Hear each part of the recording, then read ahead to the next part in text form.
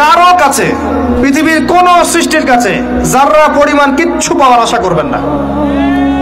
একটু আশা করবেন, আপনি কষ্ট পাবেন। কারো কাছে কোনো আশা করতে যাবেন না, শুধু আল্লাহর কাছে আশা করেন। সমস্ত কাজের প্রতিদান আল্লাহর কাছে চান, পরকালে আপনি সুখে থাকবেন ইনশাআল্লাহ। শেষ হাসি আপনি হাসবেন ইনশাআল্লাহ। এছাড়া আমি কোনো সলিউশন দেখি না ভাই। আমি কলিজা থেকে কথাগুলো বললাম আপনাকে। আর যে কথা কলিজা থেকে বের হয়, সেই কথা আপনার কলিজার মধ্যে আঘাত করবেন। সব কাজ শুধু আল্লাহর জন্য করেন, কেউ আপনার আপন না। আল্লাহ ছাড়া কেউ আপনার আপন নয়।